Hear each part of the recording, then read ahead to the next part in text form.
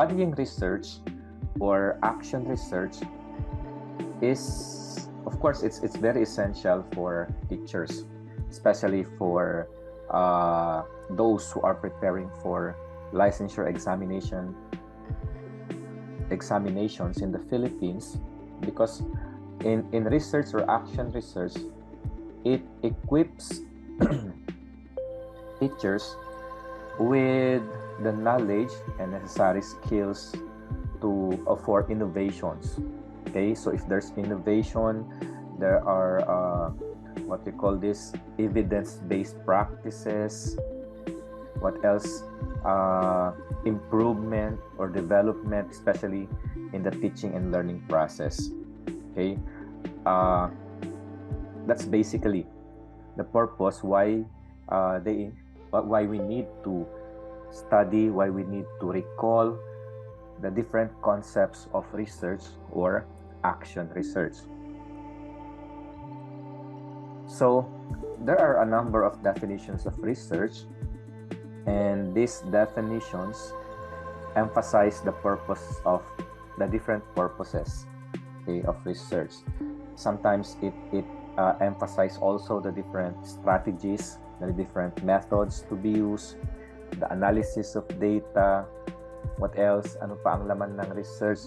Yung mga ethics in conducting research. Okay? But here are some of the definitions, of course, and these are given by research practitioners themselves. So when you say research, it is the carrying out scientific method or analysis. It entails the application of formal, systematic, and intensive processes, and of course with the purpose to yield significant information or data about a particular problem, about a research question or objectives. So it is a systematic, objective, literature-based analysis. So pag systematic na, syempre it's scientifically recorded data. So ano ang purpose? It will lead to the development of theories, generalizations, principles, okay, models, to prediction of events. So these are just some of the practical definitions of research. So why study action research?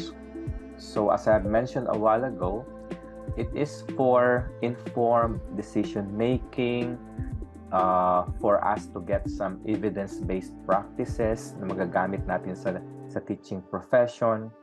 What else? Continuous improvement, and to meet the diverse needs of our learners, of our students, and of course accountability and assessment.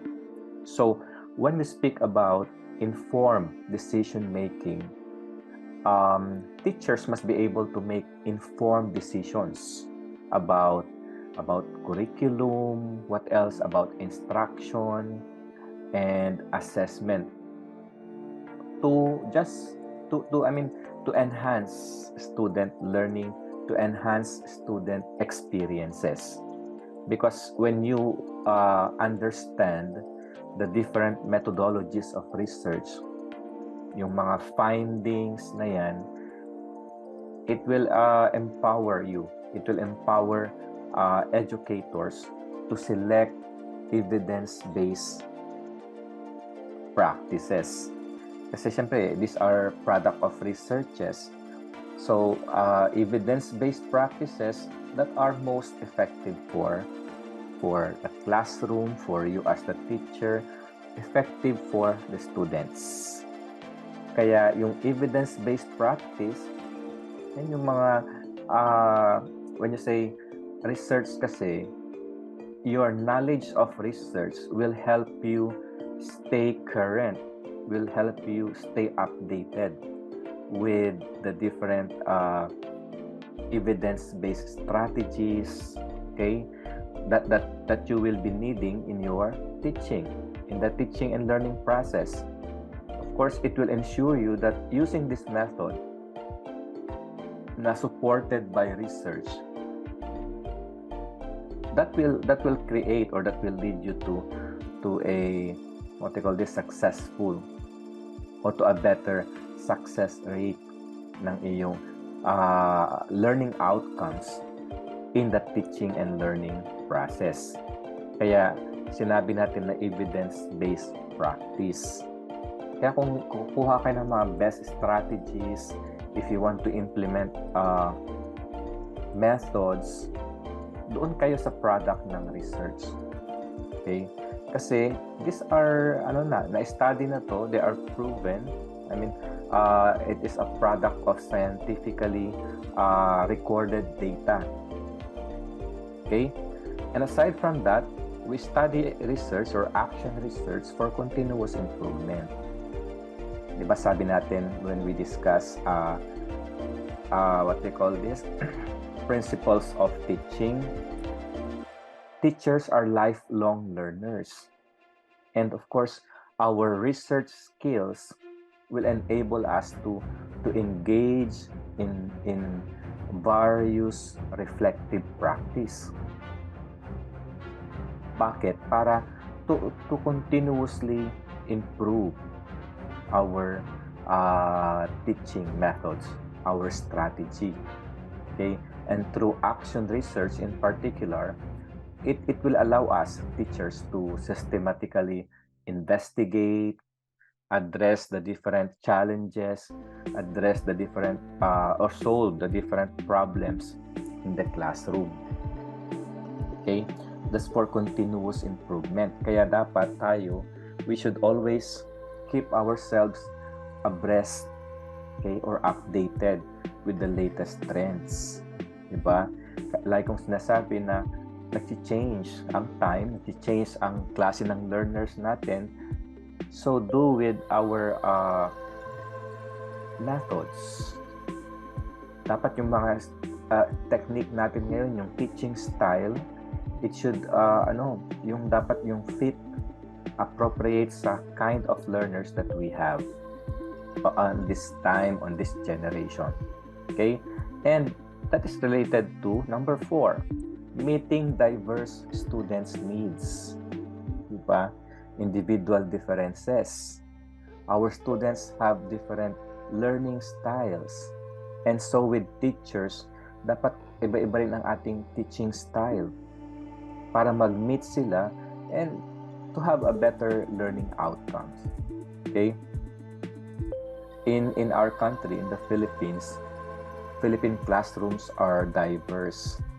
Okay?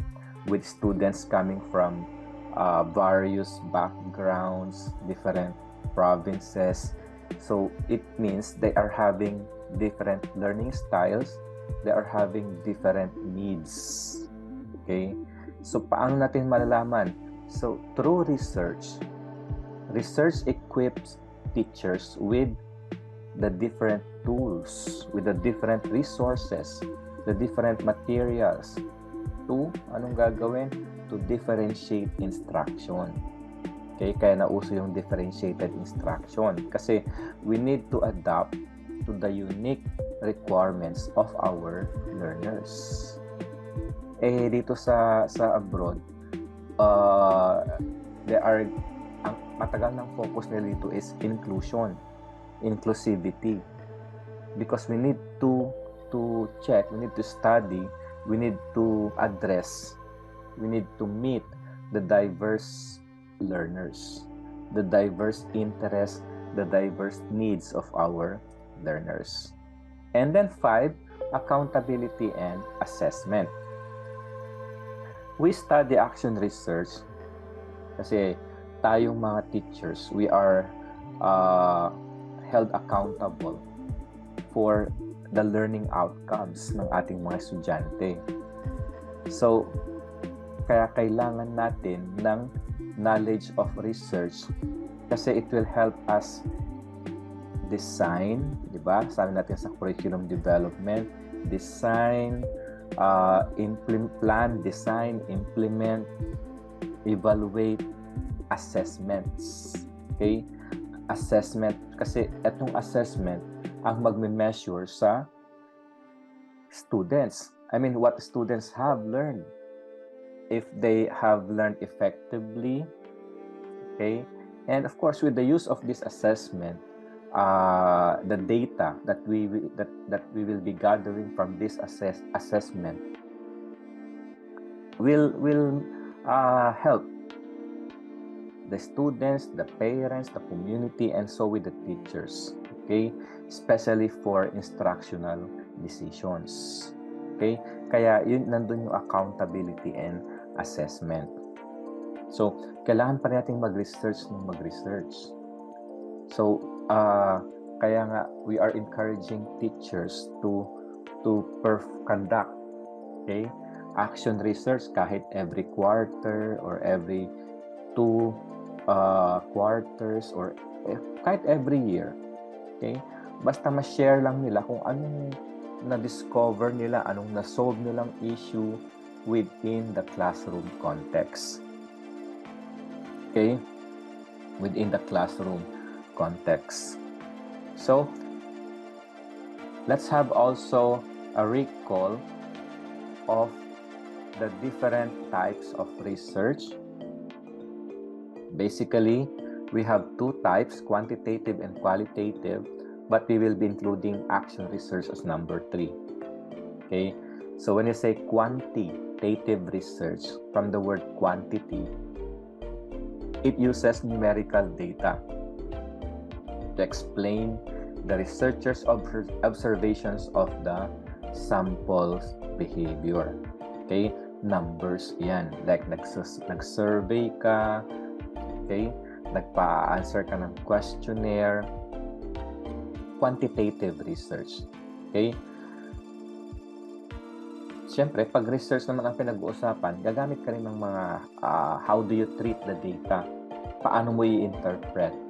Siyempre, you will use statistical measures, statistical methods, techniques to analyze and generalize the data. Okay? So, in quantitative research, the main purpose of this type of research is to more on testing theories, okay? More on predicting outcomes.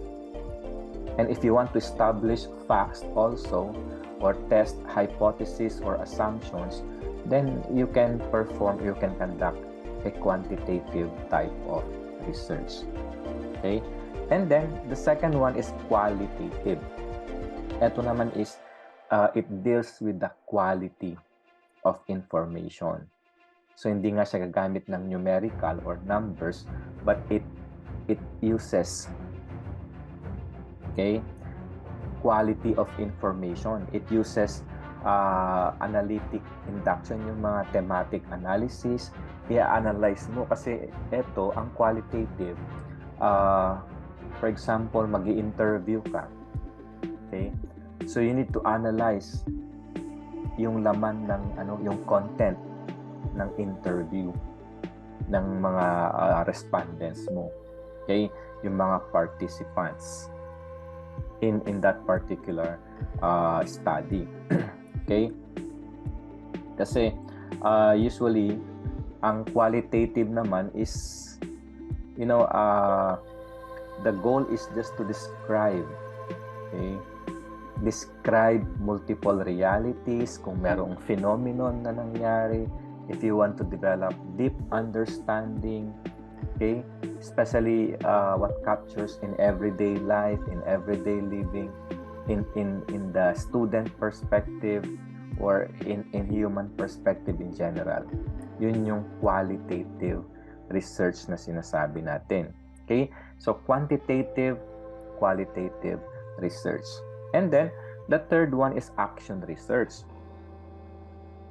Ang action research naman kasi, it utilizes both quantitative and qualitative research methods and techniques. So, ito yung action research, ito yung particular type of research para sa mga teachers. Okay? Kasi action. Kailangan nating a-actionan kung ano man ang nakita nating issue, concerns, or anong makita nating gusto nating i-develop sa classroom or sa instruction or within the students. Kaya classify natin ang action research under yung pangatlo, kumbaga. Okay? Kasi gumagamit naman siya both qualitative and quantitative. Okay? So, what else? What are the different parts of a research report? Okay? We need also to recall the different parts of a research report. How do you, what do you call this? Compile? How do you report when you conduct a particular research? Okay, so the parts of a research report provide yung systematic, okay, systematic presentation of the research questions, okay, and then syempre magkakandak ka ng research kasi meron kang isosolve na question, meron kang i-solve na problem. Okay, so presentation of the research report and the answers to the research question. So regardless of the variations in the parts of a research report, usually all research report contain ito. Okay, lahat naman ng research meron laging objectives. Okay, meron laging research questions. Okay, and then literature findings, discussion. Okay, so these are the following. Minsan kasi depende rin sa school, depende sa university, kung ikaw ay magkakandak ng research. Yung may mga universities na 4 chapters lang siya, meron namang 5 chapters, meron ding 6 chapters. Okay? Pero ang point dun is included lahat ito. Okay? Included lahat ito. Just like in dito sa St. Paul. Itong problem and its setting kasama na ang literature. So chapter 1 yan. Chapter 2 ay methodology. Chapter 3 is discussion and findings. And then chapter 4, summary, conclusions, and recommendations. But in other, iba-iba. Okay? Yung iba, if-follow ito. Chapter 1, chapter 2, 3, 4, 5, 6, ganun. Okay? So, yung the problem and its setting, yun yung chapter 1. Etong chapter na yan, it includes ano ba ang laman yan. Di ba nag-conduct naman kayo ng thesis or research when you were in college, di ba? Kahit mini thesis man yan or research paper or, di ba? So, yung problem and its settings or yung chapter 1, nandyan yung introduction of the study or background of the study.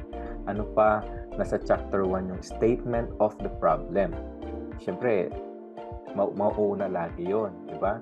Statement of the problem, ano pa, yung scope and limitation of the study, significance or importance of the study, okay? And then, nandyan din yung definitions of terms na gagamitin, okay? Chapter 1, nandyan din yung hypothesis, yung assumption of the study, di ba?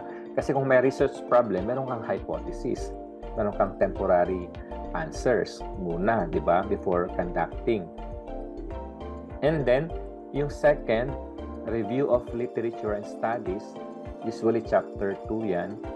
So, sa review of literature, that chapter presents yung mga theories, mga concepts, and yung mga studies na, yung mga previous researches na that are related to your topic para matulungan ka sa pag-conduct ng study mo. That's why when you do or when you perform research, you need to what you call this, to browse over as many researches as possible na related sa topic mo. Okay? Kasi makikita mo doon na yung findings nila it will corroborate with your findings. Minsan kino-contradict niya yung findings mo. Well, that's okay, that's good. Di ba? So that's the purpose of related literature. You need to find check mo din yung mga studies, yung mga findings nila, kung same kayo ng topic. Okay?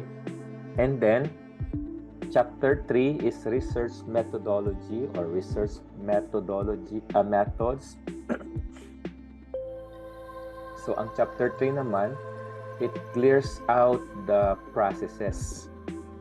Paano mo ikakandak yung study? Kasi methods yan di ba? So, it clears out the processes used to answer the research question. Paano mo sasagutin yung research question? Okay? So, nandyan yung statement of research method. Anong method ang gamitin mo? Qualitative ba or quantitative? Descriptive ba? Or kung qualitative, anong klase ng qualitative study? Case study ba yan? Phenomenology? Okay? So, aside from that, nandyan din yung design. Ayun yung design. Sampling. Population. Okay? Saan ka magkakandak? Sino yung mga respondents mo? Paano mo pinili yung respondents? That's sampling. And then, in that chapter, you will also see statistical treatment. How are you going to analyze and interpret your data? Ano yung mga procedures? Okay? So, and other related concepts necessary sa pag-gather or pag-collect ng data. Kasi methods nga yan, di ba? Methodology. Okay? Now, in chapter 4, ipipresent mo na dyan yung findings. Ano ang nakita mo sa ini-study mo? After collecting all the data, after analyzing the data, ano yung findings? Okay? So, in that chapter, it presents yung tawag doon, overview of the statistical procedure na ginamit mo. Sa, ano bang gamit nun? To analyze the data na kinuha mo. Okay? But else, if you need to describe the results, di ba sa chapter 1, nandun yung hypothesis mo, yung temporary answer. Okay? Nandun din yung objective. Okay? So, kailangan mo nang i-present kung nasagot mo ba yung sa mga objectives. As based on the interpretation, based on the data interpretation mo. Okay? And then, it follows naman yung discussion. Okay? In the discussion part, i-discuss mo na kung anong nakita mo. You need to interpret you need to present the interpretation, okay, sa findings mo, okay, interpretation and analysis of the results. So, sasabihin mo na ito yung nakita ko, so, ano ang interpretation nun? Okay? Ano ang interpretation and analysis? That will fall under discussion. So, and then last part, summary, conclusion, and recommendation. So, dyan, i-summarize mo na, conclude mo na kung anong sagot doon sa problem. Okay? At the same time, ano ang implication ng study na yan? Okay? Anong implication niya sa klase mo, sa school, sa mga estudyante, or ikaw na teacher? And also, nandyan din yung recommendation, especially for future researchers. Ano naman ang nakita mo pa na pwedeng i-study pa ng future researchers? Okay? Na hindi nakasama sa study mo. Kaya minsan, pag nagpipili tayo ng topic, di ba naroon tayong isang topic na sobrang interesado tayo. So, maghanap ka ng mga previous researches, yung mga published journals, yung mga publications, And then, tingnan mo yung kanilang recommendations. Kung ano pa ang kulang ng study na yun. Kasi usually sa research naman, nandun sa chapter 5, yung recommendation for future researchers. Kasi pwede rin namang i-replicate, pwede i-duplicate yung research mo, yung research nila or ikaw. Okay? Basta siyempre, iba naman ang iyong respondents, iba naman ang iyong population.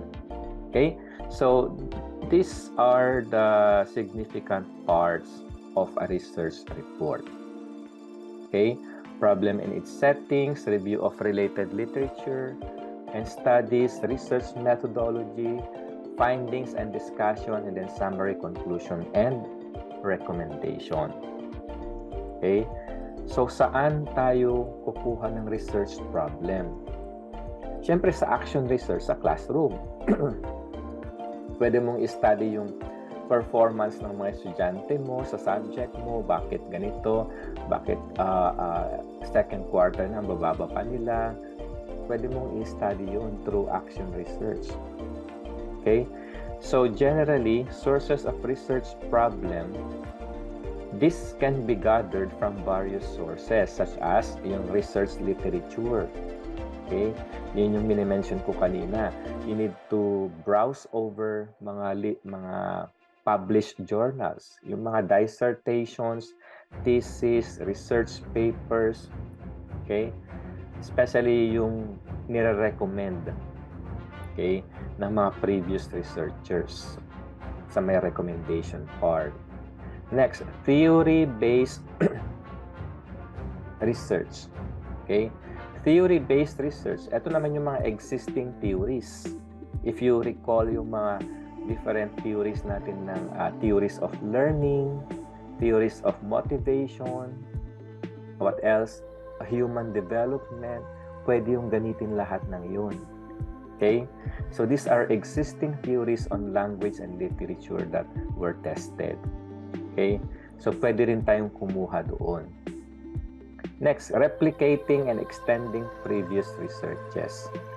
Siyempre, ang purpose naman nito is to check the findings of breakthrough study.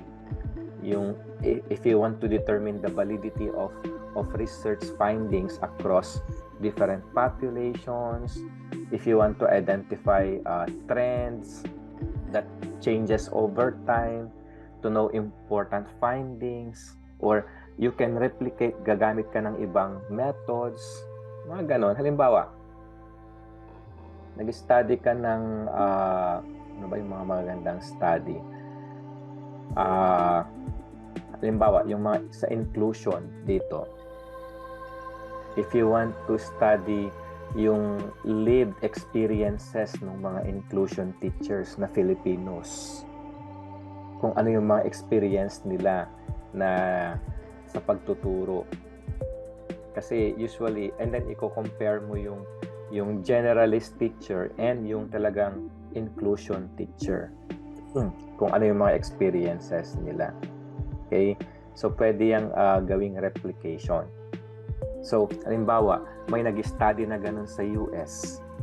Gusto mo namang i-study dito sa UAE. So, yun yung replicating, extending previous researches. Or, gumamit siya doon ng case study, ikaw gagamit ka naman ng phenomenology. Okay? So, different method. Or, gagamit ka rin naman ng survey. Okay? Quantitative research naman ang gagawin mo. Okay? In that case, you are developing more effective and efficient interventions. Pag ganyan. Okay? And then observations. Ito yung sa action research, especially sa classroom. Okay? By means of observing the trends, yung performances, okay? It will help you determine an emerging or existing phenomenon in the classroom that needs to be investigated. Especially sa discipline, sa behavior ng mga estudyante. Yan, pwede yan sa observation. Okay? And then, fifth, experience. Experience is a rich source of research topic. Kasi yun, experience mo na eh. Tsaka mas magiging interesting, mas magiging researchable, mas magiging madali sa iyo kasi it's a part of your experience. 'Di ba? So it provides you with good motivation, okay? Motivation to investigate, to examine what you know already, or what is important in the study or in literature study. Okay? So yan yung mga sources of research problem. Now, what are the different characteristics of a good research problem or a good research topic? There are several factors to be considered in undertaking a research, and these are just some. So, the topic should be interesting. Siyempre, when we say interesting, it will hold your interest, the researcher's interest through the entire research. Hindi naman kayo siguro magre-research na hindi nyo bet, diba? Hindi nyo gusto yung topic, diba? Unless siguro binigyan kayo ng mga professor nyo na, eto, sa'yo itong topic mo ha, itong topic mo, itong topic mo. Hindi pwede yung ganun kasi baka hindi mo feel, kumbaga, diba? So, the topic should be interesting. It should interest the researcher para mas ma-motivate siyang tapusin ang kanyang research. The topic should be researchable. Okay? So when you say researchable, those topics that can be investigated through collection and analysis of data. Okay? Kumbaga, yung possible siya na matapos. Okay? Kasi may mga topic minsan na hindi siya researchable. The topic should be significant. So, syempre, kaya nga nagbibigay tayo ng significance of the study. Ano ba ang relevance ng study mo sa current trend ng teaching? Sa classroom? Anong significance kung yun ang topic mo?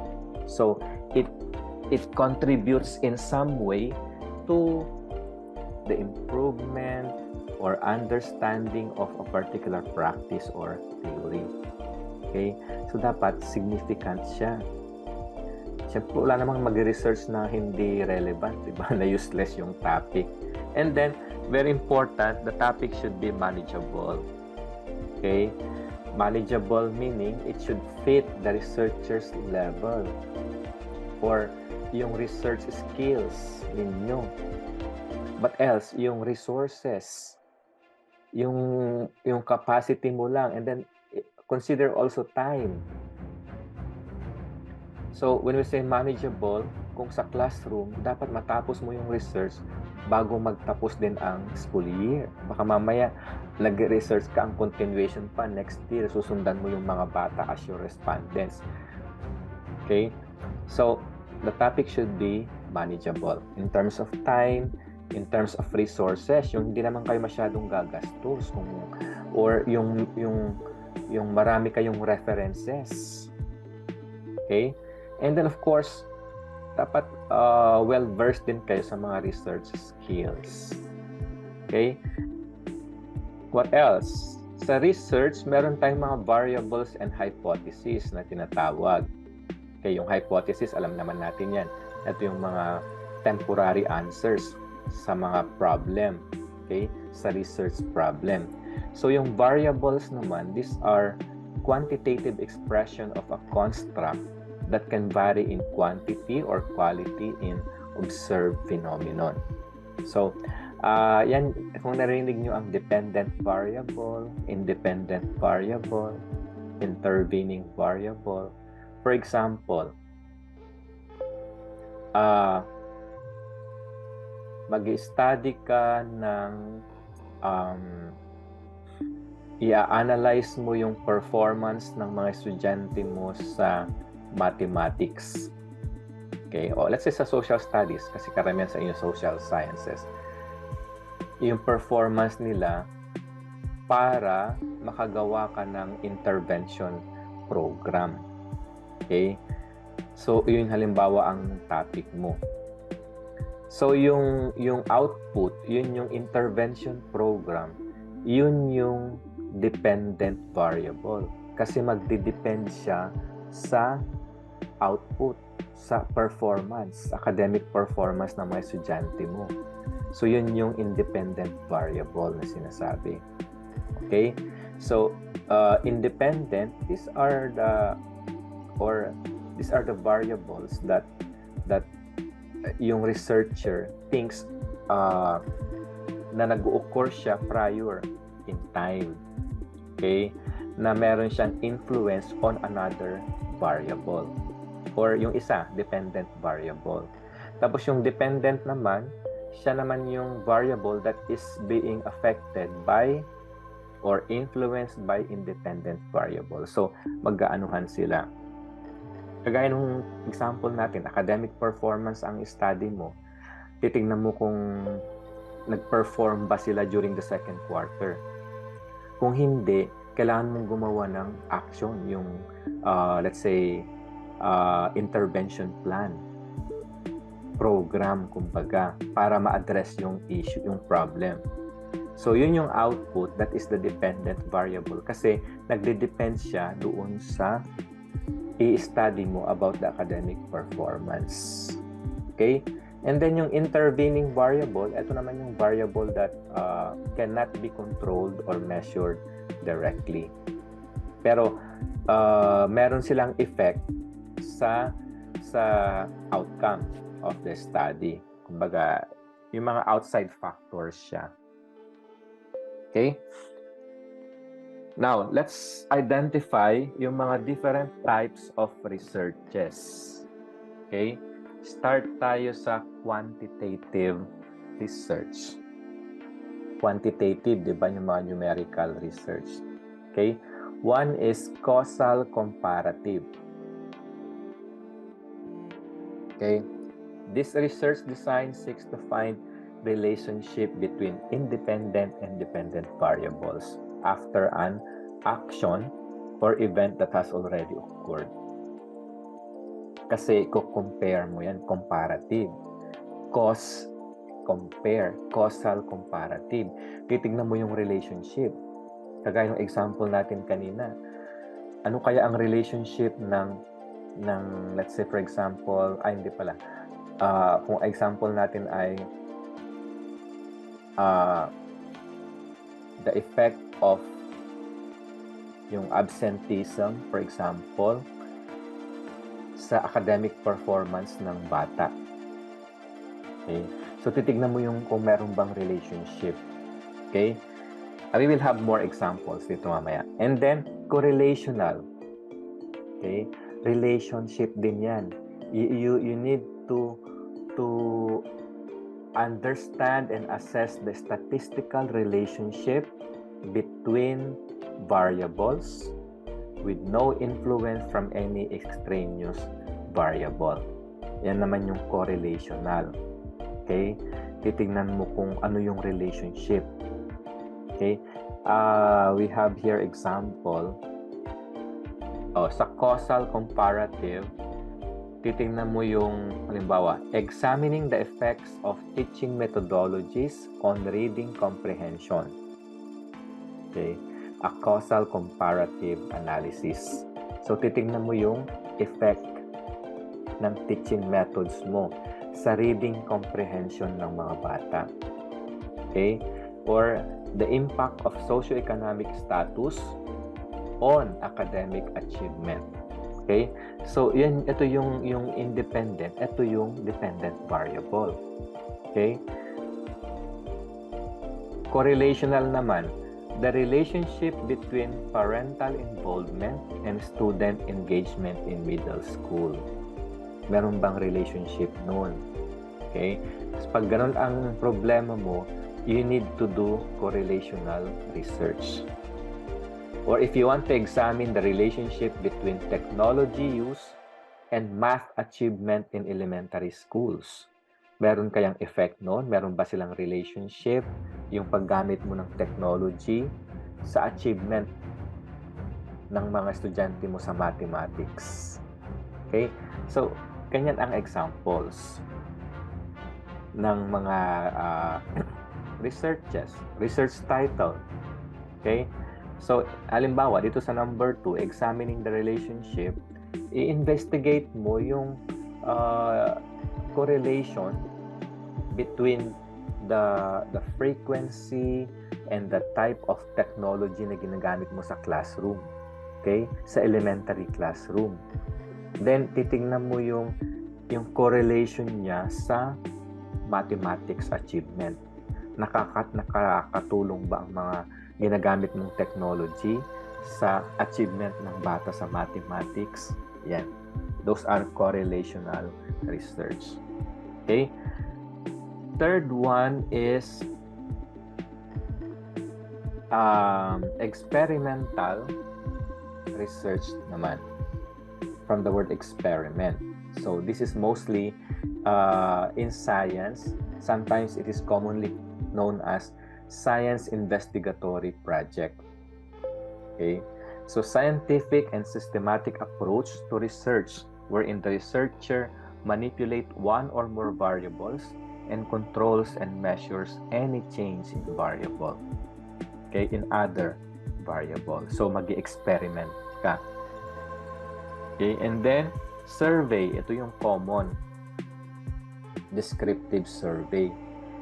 Yung magpapa-survey ka to collect information from a sample of individuals. So, yung data manggagaling sa mga responses nila to the questions na nandoon sa survey questionnaire mo. Okay? So, survey research involves several methods to get participants, collect data, and utilize various methods of instrumentation. Okay, example ng experimental research. Halimbawa,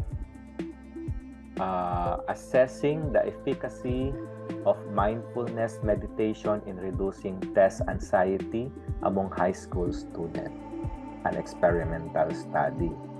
Or pwede rin yung the effect of peer tutoring on vocabulary acquisition in second grade students.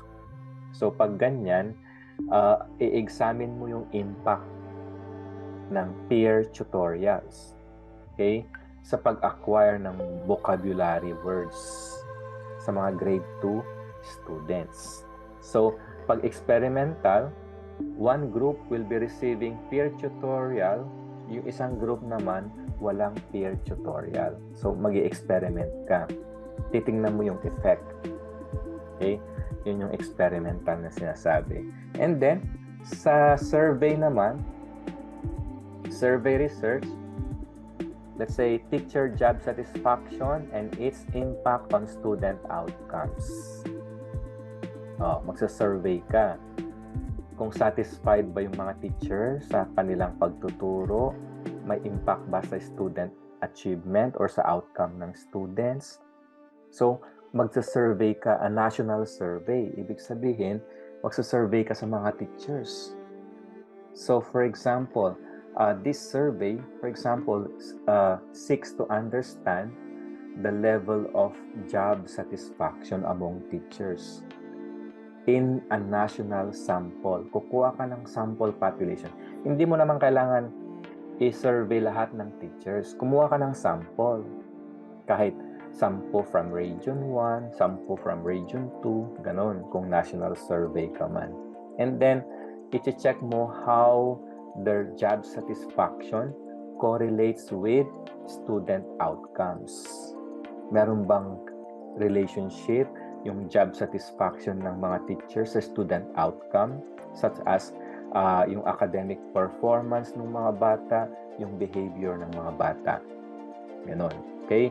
Or in number 2, assessing the effectiveness of online learning platforms. So mag-survey ka sa estudyante. Estudyante naman ang respondents mo dyan. Anong gagawin? You need to evaluate. Okay? I mean, the students need to evaluate kung effective ba yung mga ginagamit nating online learning platforms. Okay? based on the opinion of our students, especially online education during the COVID-19 pandemic. So, tatanungin mo yung mga bata, magpapasurvey ka sa kanila. How effective yung mga different online learning platforms. So, that is a survey research. Okay? So, yan yung 4 na types of quantitative research. Okay? Causal, comparative, correlational, experimental, and survey research. Now, meron din tayong mga types of qualitative research naman. So, sa qualitative, di ba sabi natin kanina, it deals with the quality of information. Okay? Quality of the information because we want to gain an understanding, okay, of the motivation, let's say phenomenon, or i-interpret natin yung mga experiences nila, okay, or yung effect, yung sa the effect of the environment around them, pwede rin yun. So first example is case study.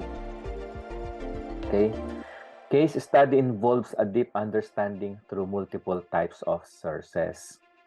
Pag case study kasi, dapat meron kang isang phenomenon na kailangan mong i-case study. Okay? You need to investigate a contemporary phenomenon. Okay? Within its real-life context. Especially, yung mga boundaries between phenomenon and yung mga context that are not clearly evident. Okay? Halimbawa, sa classroom, kung mag-action research ka, paano si-solve kaya ni school ang tardiness and absenteeism among students? Oh, that's a phenomenon na hindi mo malaman kung paano iso-solve. So in that case, gagawa ka ng case study. Okay? To get a deeper understanding. Okay? So that is a case study. We'll have examples. Second is ethnography. Sa ethnography, by the way, sa case study, syempre hindi ka mapapasurvey, mag-i-interview ka. I-interviewin mo yung unlike in quantitative na kailangan mong mag-survey. Okay? Dito naman sa qualitative, mostly observation, pwede ka ring gagamit ng mga documents, pwede, but most of the time interview or focus group discussion.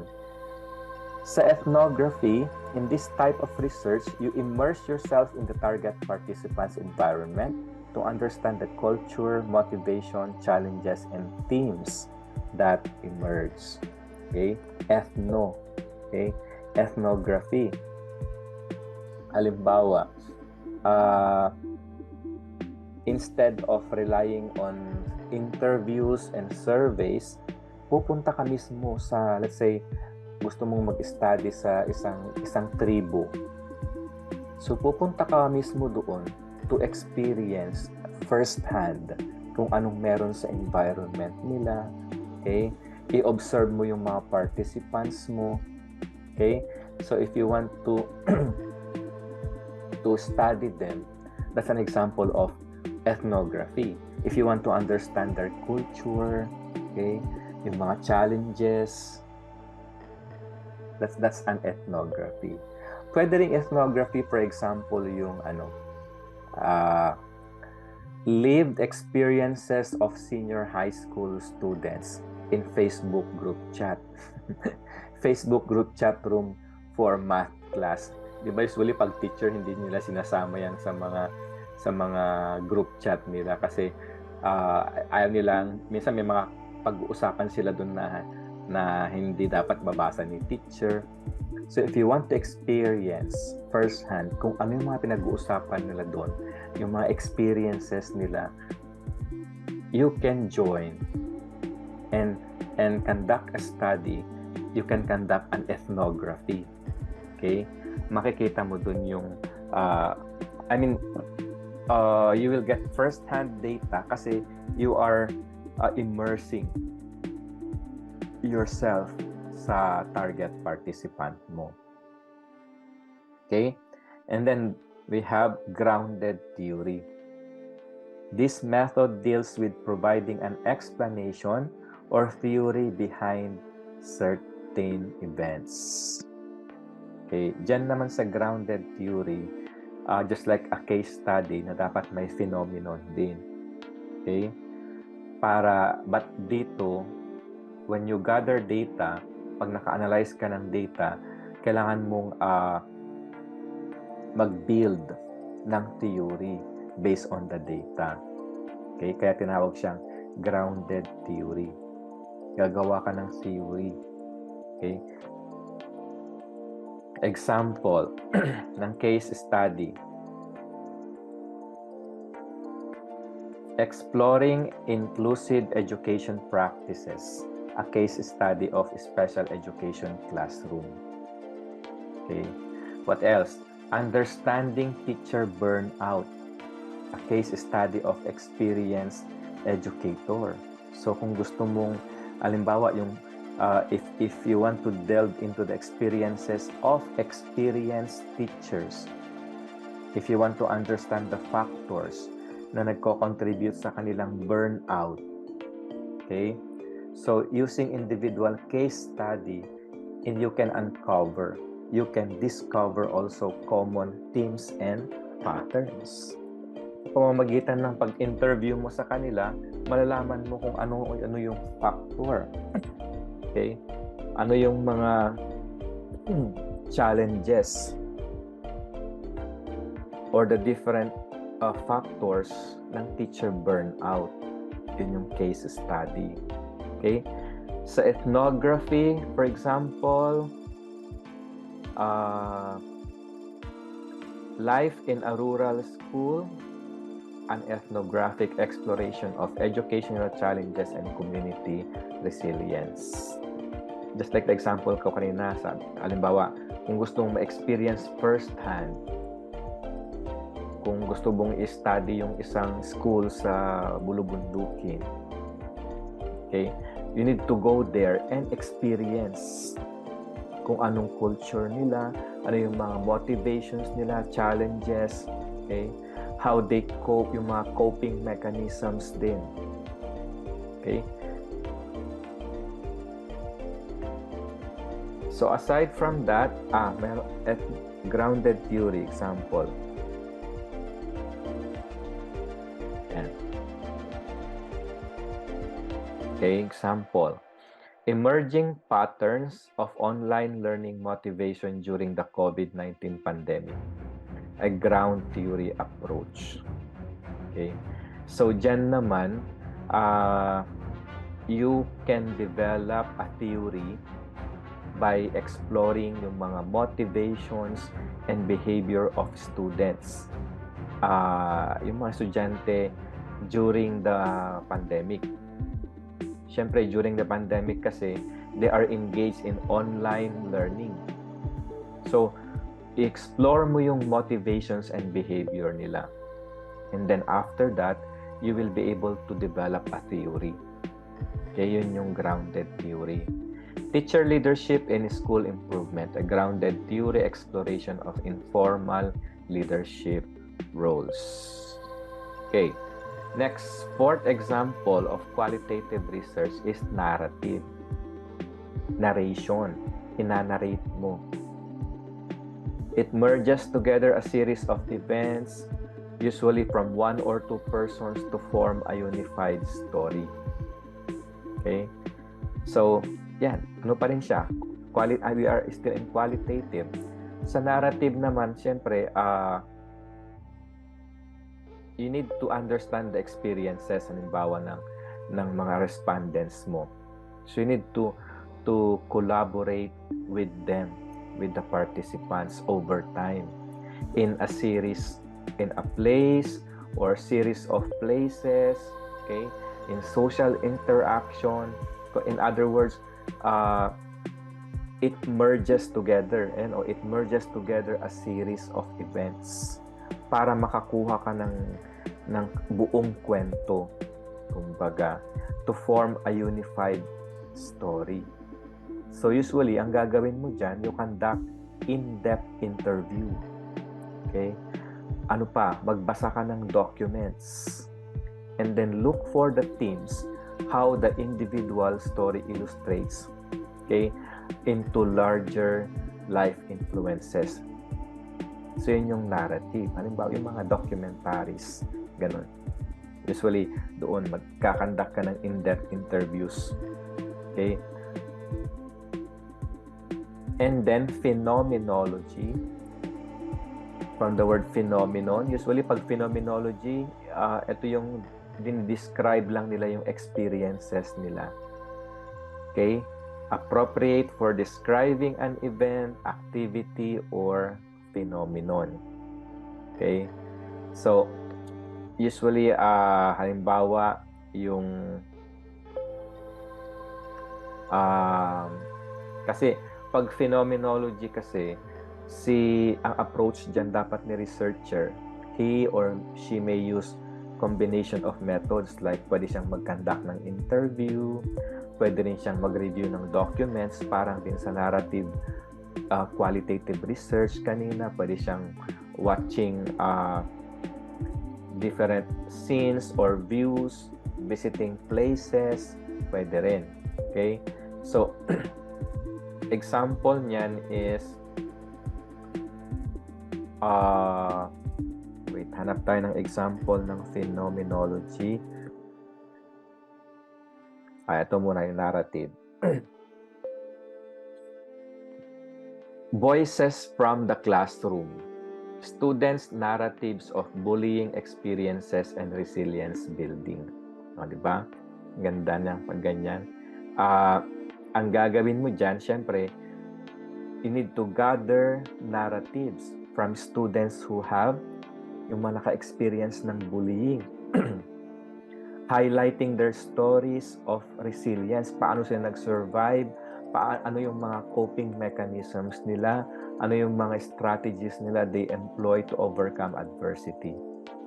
So, yan, mag-interview ka sa mga nabully na estudyante. And then, until you come up with one team. Okay? Kaya yun yung mga voices from classroom na sinasabi. Teacher stories of resilience.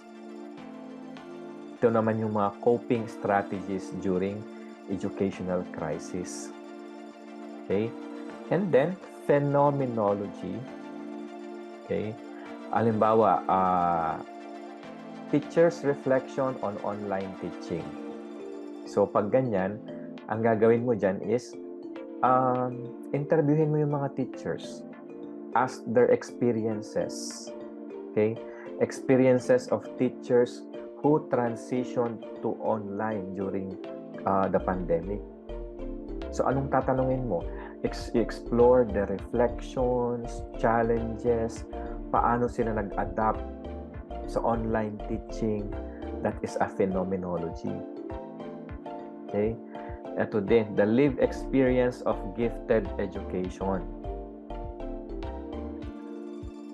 Dito naman, mga gifted student. Okay? So, you will delve onto the lived experiences of gifted students. So, you will explore their unique perspectives, ano yung mga challenges that they are facing, opportunities of being a gifted student, yan, lahat. So, it deals with lived experiences. Yan naman yung mga phenomenology. Okay? So, if we have qualitative and quantitative, pwede rin kayong mag-research using the mixed method. Okay?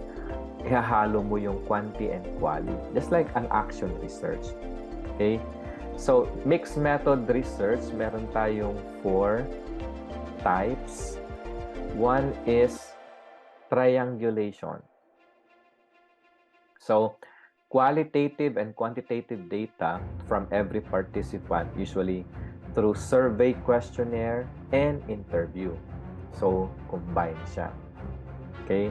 Survey, questionnaire, and interview. Triangulate, triangle mo yun.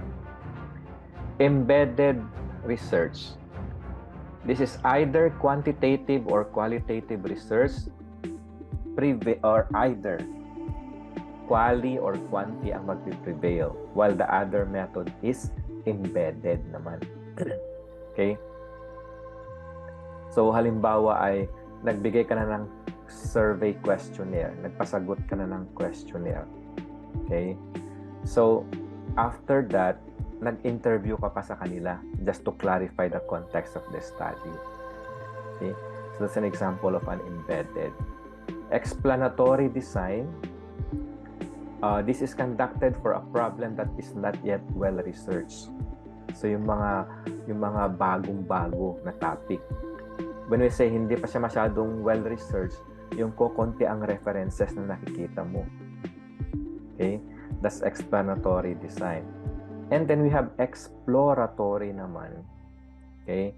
This is to explore the research problem and does not aim to provide final and conclusive solutions to existing problem. I-explore mo lang, pero kahit wala munang solution. Okay? Wala munang final and conclusive solution kasi dire-diretso pa yun. Meron nga akong napanood sa YouTube, sa TEDx. Yung research niya, it took 70 years. Nag-start na siya nung bata pa siya hanggang nung matanda na. And that is about life. Kung life yata yun. I'm not sure. Basta ganun yun.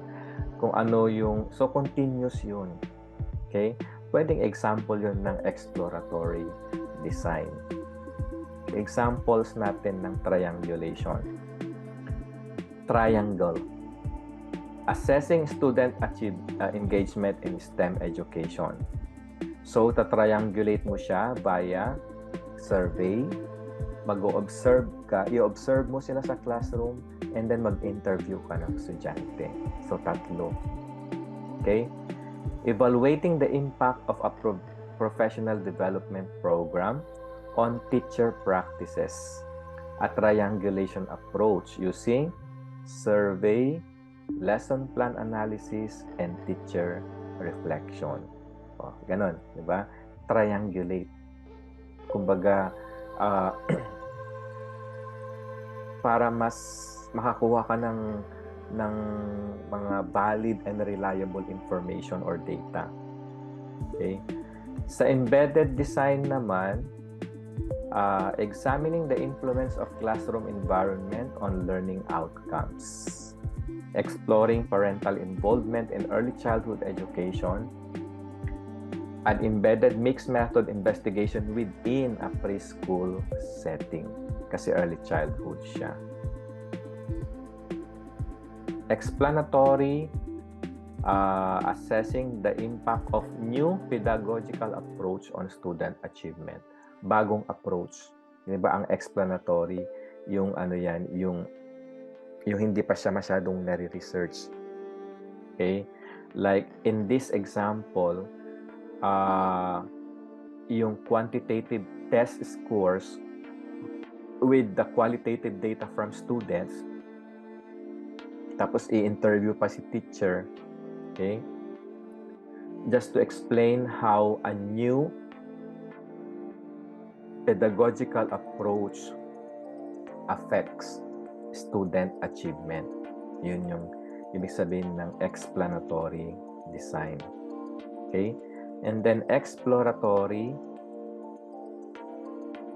exploring students' perception of online learning during the COVID-19 pandemic. During pa lang ito. So, ibig sabihin, hindi pa siya tapos. So, hindi ka pa makapagbigay ng final or conclusive solutions. Okay? Investigating the transition from traditional to blended learning. An exploratory mixed method. Okay? Transition. Okay? So, categories of sources. Okay, documents, numerical records, oral statement, relics, lahat naman yan pwedeng gamitin. Okay? Now, sa sampling na tayo, paano ba syempre, when you conduct a research, kailangan mo ng participants or respondents. Kung halimbawa, ang participants mo ay teachers, especially kung 1,000 yung teachers sa area, sa lokale ng study mo, mahirap. So, ang gawin mo doon, you get sample population. Do the sampling technique. Okay?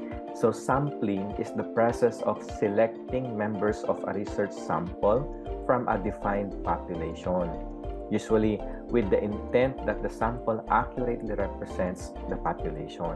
Dapat ni-represent niya ang population. Okay? Halimbawa, kung nag-action research ka sa buong school, hindi mo naman isa-survey lahat ng estudyante. Kukuha ka lang ng sample population that will accurately represent yung, let's say, ang halimbawa, kukuha ka ng 5 estudyante kada grade level. 5 sa grade 1, 5 sa grade 2, grade ganun. That is an example of a sample population. So yung 5 na yun, you have to make sure that these 5 represent the whole classroom. Okay? Sampling error, random assignment. Now let's check the different sampling techniques. Marami to, pero usually almost ano naman yan iba-iba lang yung term. Convenience sampling. A group of cases that are selected simply because they are available and easy to access. Kaya convenient siya. Halimbawa, magkakandak ka ng research. So, about teachers. So, kung sino yung available and easy to access, sila lang study mo. Basta qualified sila sa criteria. Diba? Kasi naman maghahanap ka pa ng iba ng hirap i-access. You can do convenience sampling. Okay? Next, probability sampling, a procedure for drawing a sample from a population such that each individual in the population has a known chance of being selected. Okay? So, probability. Kagaya nung kanina, yung grade 1 to 10. Okay? So, magdodraw lots ka, pipili ka ng 5 kada grade level. Okay? Yun yung probability sampling. Okay? Pero kailangan draw lots para lahat ay may chance. Kasi sabi dito, each individual in the population has a known chance of being selected. Okay? Purposeful sampling. Purpose. Okay? Process of selecting cases that are likely to be information-rich with respect to the purposes of qualitative research study. So, syempre, kung magkakandak ka, doon ka na sa may mga taong may alam sa i-study mo. Yun yung purposeful sampling na sinasabi. Okay? Kung ang topic mo ay about pandemic, okay? So, doon ka mamili sa mga naka-experience na. Okay? Doon ka sa may mga medical professionals. Okay? Mga ganyan. So, ang piliin mo na sample is yung information rich. Huwag kang kumuha ng respondents na wala namang alam doon walang idea kung anong ini-study mo. Okay? Halimbawa, kung about medical, doon ka sa mga medical professionals. Ganon. Okay? Cluster sampling. Selecting naturally occurring groups in a population. Cluster sampling yata yung ginawa ko sa dissertation ko sa PhD. Ang topic ko kasi is yung outcomes-based education sa Saudi. So sa Saudi kasi there are almost 30 schools na kailangan kong i-study. So sabi ko marami masyado. So ang ginawa ko, cluster ko na lang siya per region. So Jeddah group, Riyadh group, Dammam group. So tinignan ko, meron palang mga schools din doon sa mga sa mga regions na yon. So, kumuha ako doon ng dalawang school. So, that's a cluster sampling. Kasi, group ko muna sila. Okay? Criterion sampling based on the criteria or standard. Usually kasi, pag namimili ka naman ng participants, dapat may criteria ka. Na halimbawa, i-study mo yung mga alumni ng isang school na nasa international university na ngayon. So, pag ganyan, syempre, dapat mag-criteria ka na una, dapat alumni siya sa school na to. Pangalawa, dapat nag-aaral siya sa ibang curriculum na university, British, American, ganyan. What else? Dapat nasa first year to fourth year siya. Ibig sabihin, hindi pa siya gumagraduate. What else? Dapat naka 5 years siya dito sa UAE. Yun yung mga criteria sa pagpili. That's why we call it criterion sampling. Okay? And then, itong mga ibang types, ano na rin yan? What we call this? Combination na lang. Check na natin yung iba. Ayan, purposeful random sample. Itong snowball sample. Snowball, parang kumuha ka ng isang sample, magtatanong ka, kilala ka pa ba na kapareho mo din na magaling sa ganito, ganyan. So, ito, magre-recommend din siya, and then recommend. So, we call that snowball sample. Okay? Selecting participants by asking one person to recommend someone suitable as a case of the phenomenon of interest. Then, siya rin ang mag-recommend ng another person. Parang ganon, di ba? So, we call that snowball technique. Okay? Ways of measurement. We have Likert scale. Kung na kayo ng mga survey questionnaire, usually, di ba, nandun yung sasagutin mo, mamimili ka kung 5, 4, 3, 2, 1, agree, disagree, strongly disagree. Di ba? I neither agree nor disagree. So, we call that Likert scale. Mas madali kasing interpret pag ganun. Okay? Yung check na lang sila sa survey. Di ba? A measure that asks individual to check their level of agreement with various statements about an attitude or object. 5 kung strongly agree, disagree, strongly disagree. Okay? We call that Likert scale. And then questionnaire. Pwede rin yung open-ended questions or closed questions. Okay? Rubrics. Pwede rin yan. Ways of measurement. And then statistical treatment. Statistics.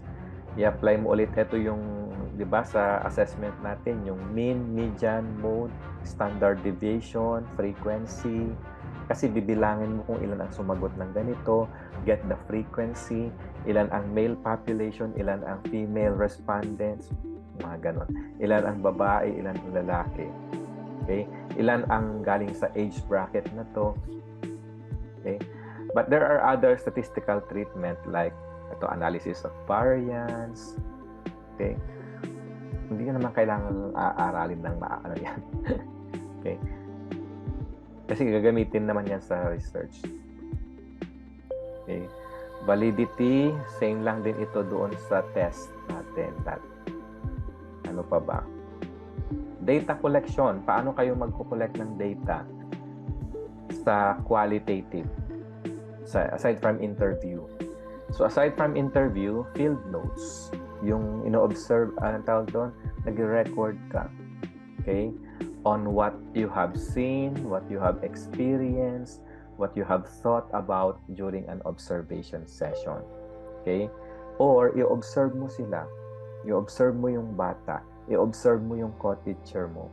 That can be a source of data collection. Okay? Types of interview questions, background or demographic questions, knowledge questions. Ayan. Tawag doon, art of questioning. Diba? And then, writing the research report. Sulat mo na pag natapos, following the format na sinabi natin kanina. Okay? Now, proceed lang tayo sa action research. Although, same din naman ang content. But let's give more details about action research. Okay? So, action research as an inquiry which is carried out in order to understand, to evaluate, to change, in order to improve. Yan. Educational practice. So, sa pang-teacher talaga itong action research. Okay?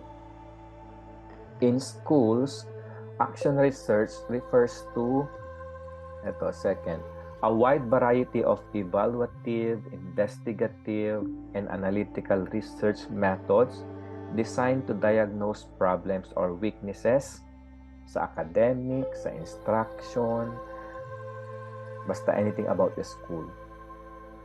Okay? So, pwede tayong mag-conduct ng classroom research or action research sa school. Ano ang ika-conduct natin? Yung mga processes sa classroom.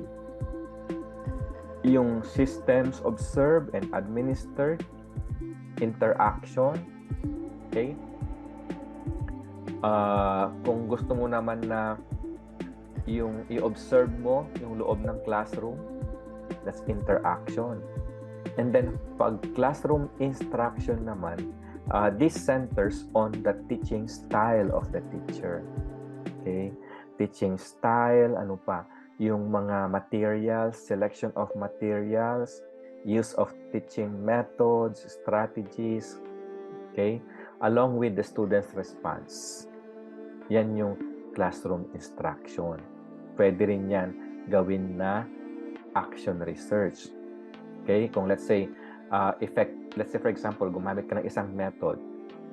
Let's say, cooperative learning. Kung effective ba siya sa pagtuturo ng social studies. Or role-playing. Gaano siya ka-effective. Yan. Pwedeng i-study yan. Ano pa ba? Yan. Materials. Effective ba yung nagpa-field trip ka? Effective ba yung gumamit ka ng iba-ibang models? Okay? Selection of materials. And then classroom assessment. Dito naman yung tawag doon sa assessment ng kanilang exams, assessment tools na ginamit mo, especially if you want to examine or investigate the academic performance ng mga bata, ng mga estudyante mo. Okay? So, classroom assessment. Pwede yan. Okay? So, sa action research, ganun din, kanina doon sa parts of a research paper, it will start with a research question lagi. Dapat meron kang question. Halimbawa, ito. How can I improve student engagement during online math classes? Kasi napapansin mo na bored ang mga bata sa mathematics class mo. Or let's say social studies. Kasi online. Hindi mo sila makontrol kasi nasa bahay sila, di ba? Hindi mo mapagalitan. So, how can you improve student engagement? So, alimbawa yun ang problem mo. So, you start by posing a problem and then you start collecting data. Paano ka magko-collect ng data? Pwede kang mag-survey, i-observe mo yung mga bata, mag-interview ka, or i-assess mo sila, evaluate. Okay? That's data collection. Pag na-collect mo na yung data, you need to analyze. Okay? So, si teacher analyze the collected data para makita na yung pattern. May pattern ba? May trend ba? Anong area ang kailangan i-improve? Okay? So, example, after analyzing survey responses, the teacher notices that students feel disengaged during math online social studies class. So, halimbawa, ayaw nila yung, siguro kasi baka nagle-lecture ka naman na ng buong, wala silang mga participation, walang interaction. Okay? So, pag yun yung na-analyze mo, anong gagawin mo? Gumawa ka na ng action plan. Okay? So, based on the data na na-analyze mo sa number 3, si teacher will create a plan of action to address kung ano yung nakita niyang issue. So, ang issue is yung naboboard yung mga estudyante. They feel disengaged during your class. Okay? So, you need to create a plan of action to address the identified issues and para ma-improve din ang teaching mo. Okay? Teaching style. So, anong gagawin ni teacher? The teacher decides to incorporate more interactive activities and virtual manipulatives in the lesson. O, pag doon ang ginawa mo, tapos nakita mo yung effect, nakikipag-participate na sila, may engagement na sila, then, gagawa ka na ng conclusion. Okay? I-implement mo muna. Diba, ang kanina, gagawa ka ng action plan. So, pag nakagawa ka ng action plan, i-implement mo yung action plan mo. Tsaka ka, i-evaluate na. Magkukolect ka ulit ng data para makita mo kung may pagbabago. Okay? So, magpa-survey ka ulit sa kanila. O, pag sinabi nilang 5 lahat yung mo kasi nag-enjoy na sila, effective, di ba? I-analyze mo ulit. Then, saka ka gagawa ng reflection. So, si teacher dapat should reflect on the experiences and notes that ongoing communication and flexibility were the key to success. So, after reflection, i-share mo na yung findings mo. Okay? I-share mo sa mga sa colleagues, co-teachers mo, or sa school, sa principal, or during seminar and professional development settings to promote the knowledge sharing. Ikukwento mo, alam nyo sa klase ko, nung first quarter, ganito. Nakikita ko na bored sila, ayaw nilang makipag-participate. Tapos, may in-apply akong isang strategy, ganyan. Nag-improve kasi nung second grading na, sobra naman na silang hyperactive. You need to share your findings. And that's for continuous improvement. So, yan exactly ang action research. Pero syempre, susulat mo, gagawan mo siya ng report. May chapter 1, chapter 2, ganun. That's just the step, okay, of conducting an action research. Okay? Examples. Sa physical and biological science, improving science laboratory safety procedures. What else? Enhancing inquiry-based learning. Ayan. Tingnan natin kasi, for action research, it can be applied in various subject areas. Kaya kung kayo ay sa social studies, mostly, pwede kayong, sa Philippines dati, sa school na pinanggalingan ko, doon ako unang nagturo. It's a private school na kasi siya tawag doon, medyo sosyalin din kasi na school. Sosyalin. Binabayaran nila ang mga teachers na nagkakandak ng action research at the end of the school year. 15,000 pesos ang bayad mo pag nakagawa ka ng... Kasi meron kaming research department. Kasi yun university kasi siya. High school department. Meron kasing research department na doon ka magsasubmit. Pero ipapacheck mo kung qualified yung action research mo. So, pwede kang mag-research ng 2 beses, 3 beses sa isang taon. Okay? That's motivation sa mga teachers. Okay? So, sa science, halimbawa kay Sir Paulo, biodiversity conservation in the school environment. So, gagawa siya ng action research conducted to promote awareness of biodiversity and conservation practices among students. Ganon. Okay? Or improving science laboratory safety procedures. So, si science teacher, magkakandak siya ng action research to enhance safety protocols in the laboratory to minimize accidents and hazards. Usually kasi pag ganyan, nag-uunahan ang mga bata sa pagpunta sa science laboratory. Kaya kailangan mo mag-implement. Mag-implement ka ng regular safety drills, di ba? Safety equipment check bago kayo pumunta sa laboratory, especially kung chemistry teacher ka din, di ba? Mga chemicals.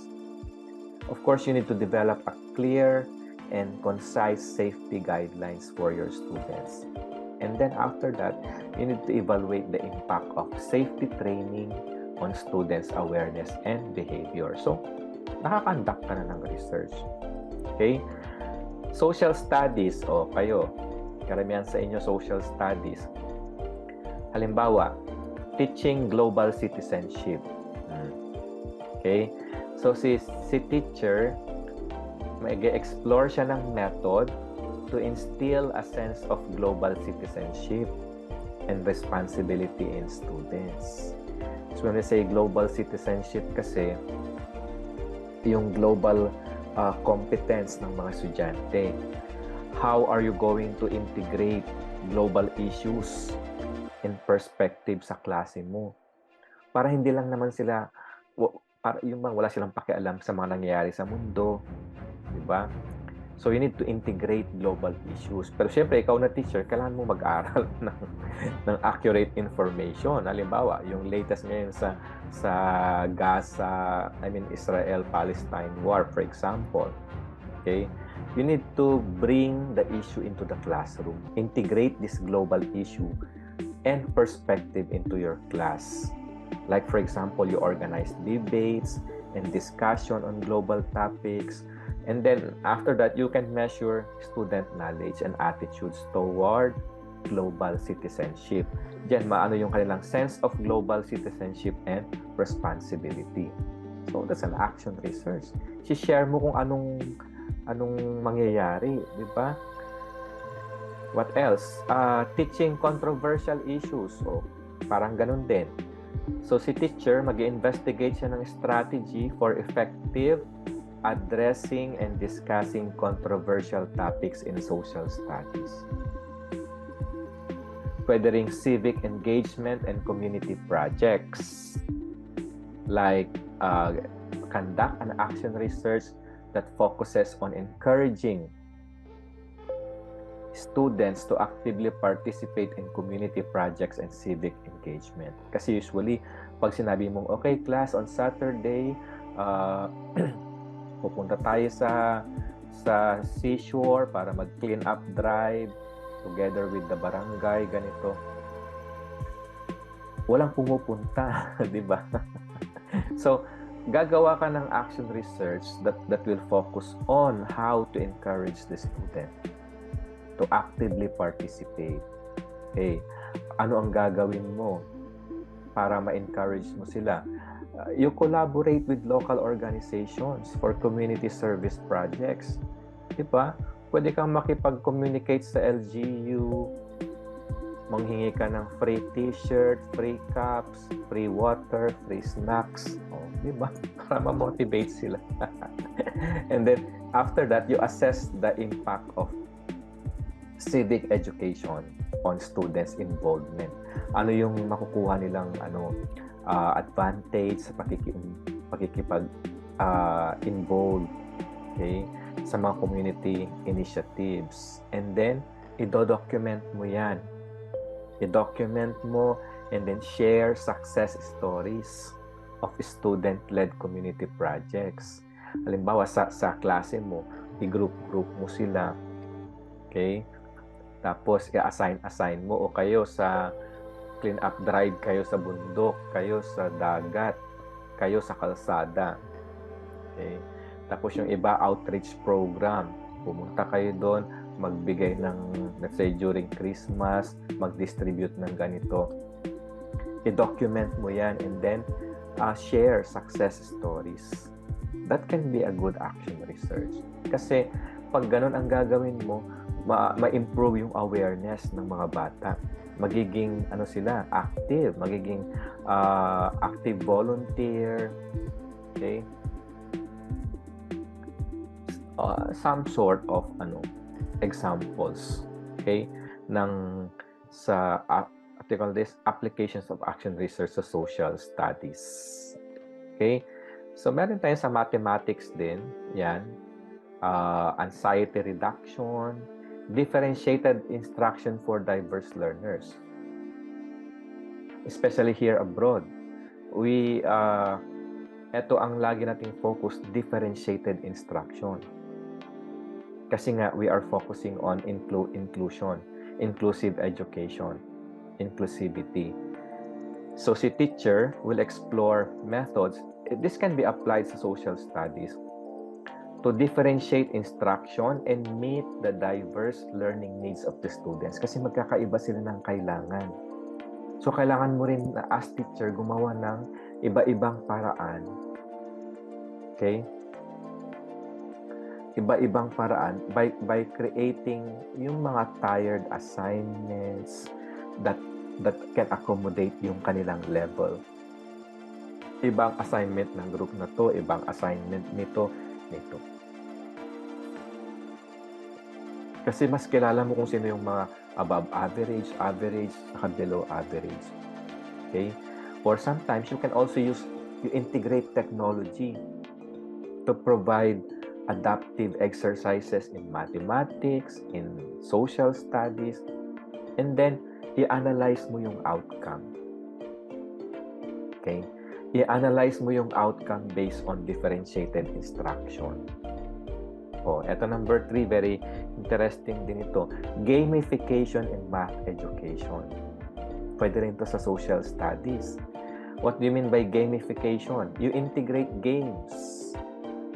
Yung mga online games, online gamification elements just to enhance student engagement. Kasi yan yung gustong-gusto nila. Okay? Student engagement in and learning in social studies or in mathematics. I-incorporate mo yung mga math-related puzzles, math games, yung mga learning applications, and so with sa social studies, yung mga history. Okay? And then you assess the impact of that gamified activities sa social studies or math on student motivation. Mas namomotivate ba ang mga batang mag-aral kung merong ganun?